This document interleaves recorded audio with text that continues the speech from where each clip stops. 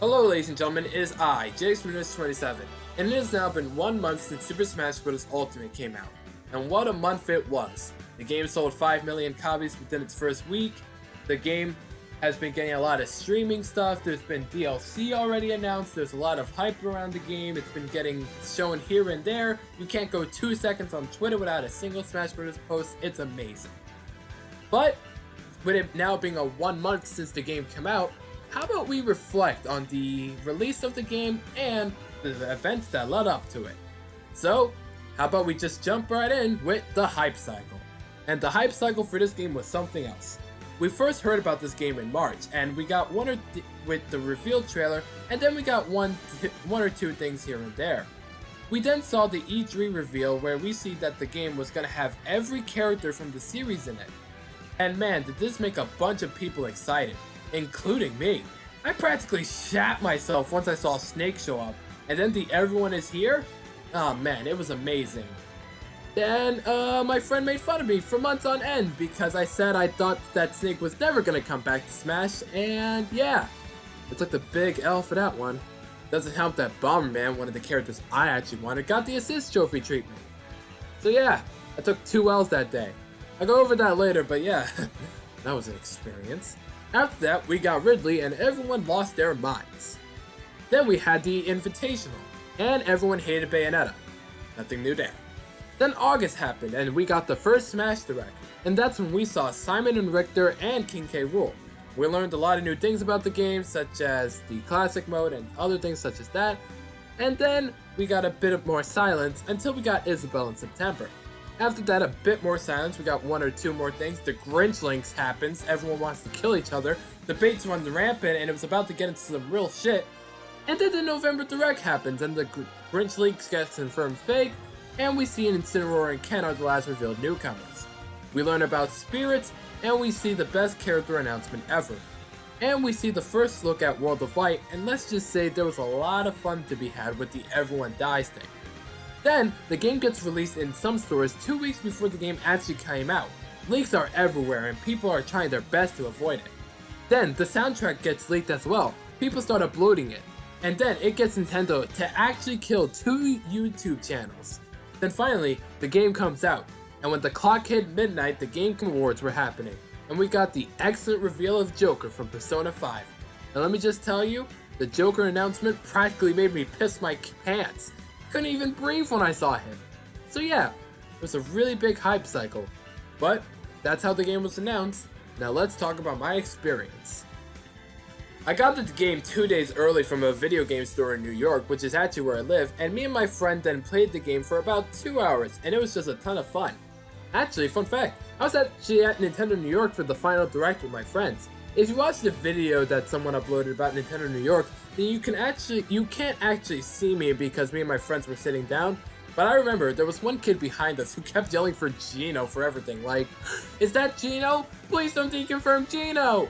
Huh, Gino!" And then when the Piranha Plant happened, he just yelled, "It's Gino!" Oh, it's Piranha Plant.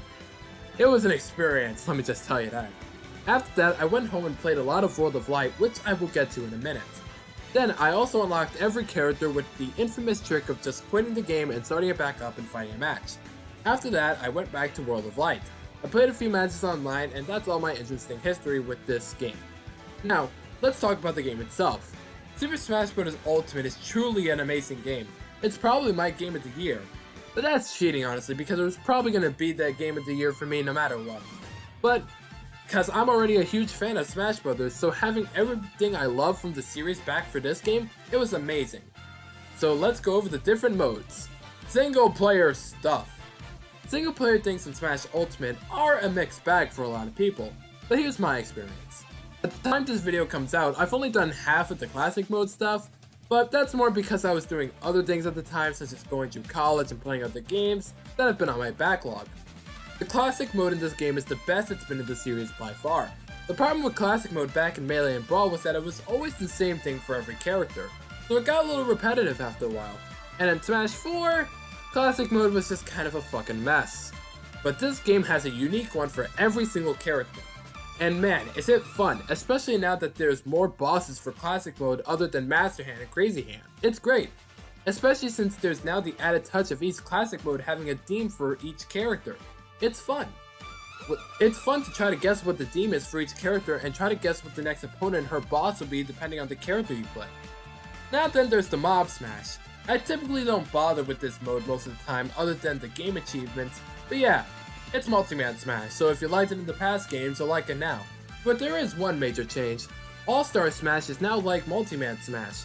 I guess since they realized since there's so many characters, All-Stars mode would take really freaking long to do, so they just decided to have it be a Multi-Man Smash. So now let's get to the spirits. First, let's talk about the spirits themselves. The spirits are this game's trophies. The whole point of single player is to collect these things and, oh boy are there a lot of these guys. Over 1,000 spirits, and man, is there quite the coverage on these things. From series well known to even the most obscure. If you're a character that even has the slightest hint of Nintendo history, you were probably a spirit. Now while the spirits aren't as cool looking as the trophies considering they're just the original artwork of the character that the spirit is based off of, but the pure variety here and the fact that some of these characters are so obscure that they don't even have high resolution art makes this a lot better. I've had a lot of fun collecting spirits. Helps that the spirits actually have unique battles that are all based on the spirit themselves. And man, you might actually have a hard time guessing what the reference is, especially on the obscure guys. But that's what makes this mode fun. But there's one thing that will give you a bunch of spirits, but will also be quite the time sink. World of Light. We were all interested in it once we saw the trailer back at the November Direct. You start off as Kirby and have to go around and save your fellow Nintendo characters.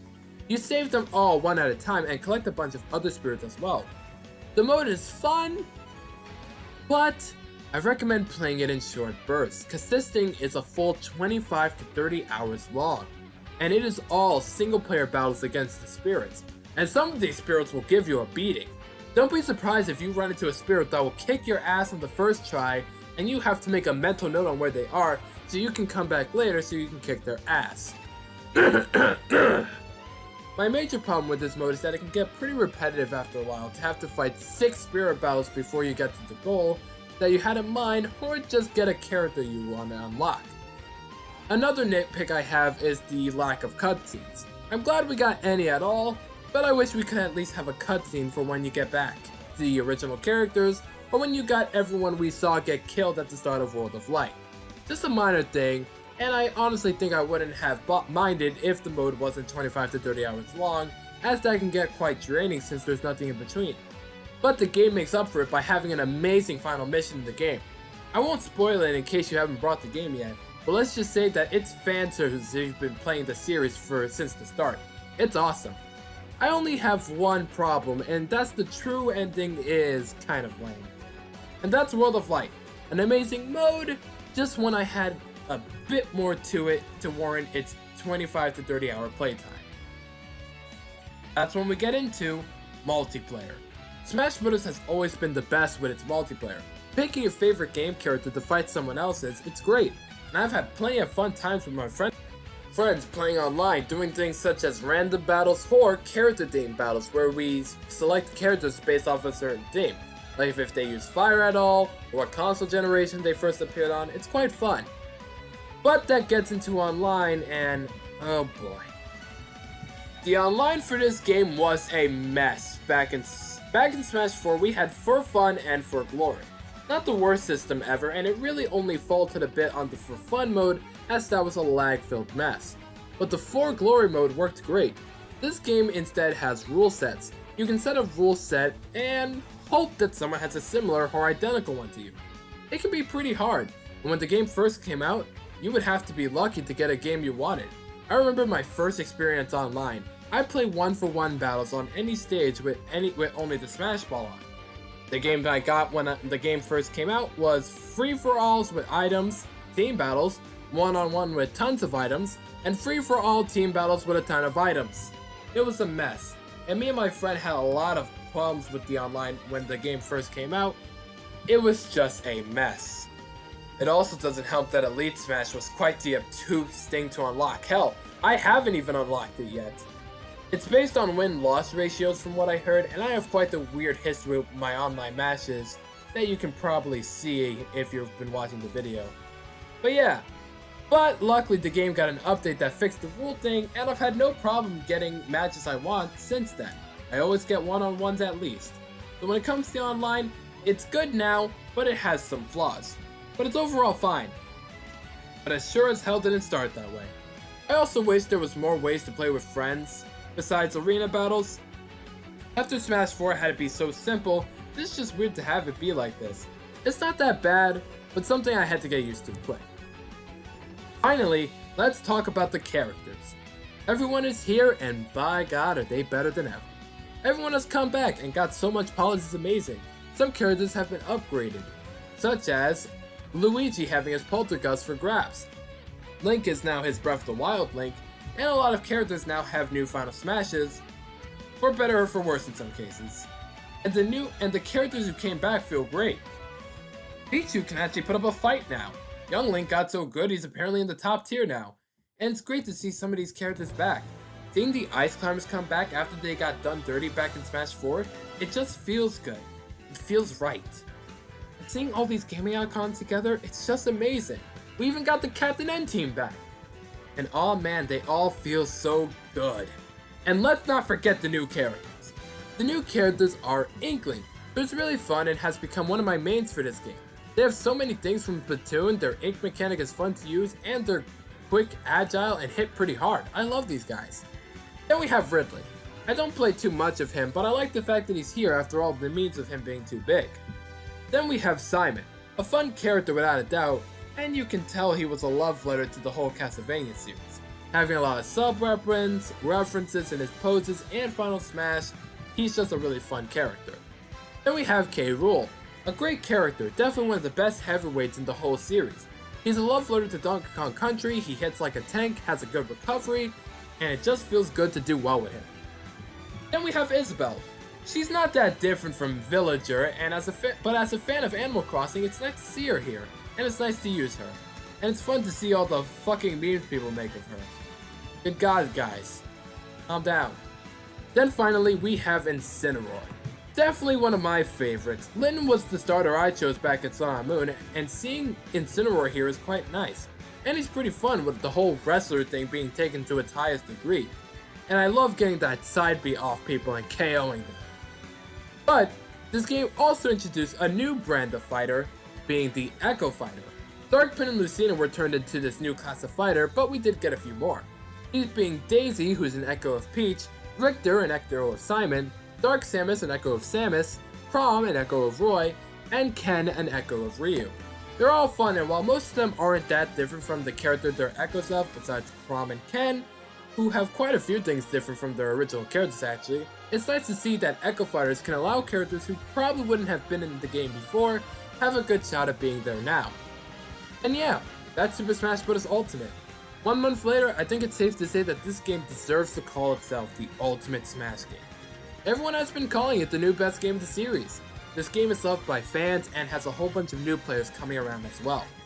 Super Smash Bros. Ultimate is my favorite game of the series by far, and I can't wait to play this game for years to come. And my God, I can't wait to see what they'll do with the DLC. I mean, I was already hooked once we got Joker, so who knows what's next. Speaking of DLC, the next video on my channel shall be my top 4 most wanted DLC characters. Anyways, I hope you all enjoyed this video of me reflecting on Smash Bros. 1 month later. Here's to many more months of Smash Ultimate. I am JX Bermudez, and I am signing out.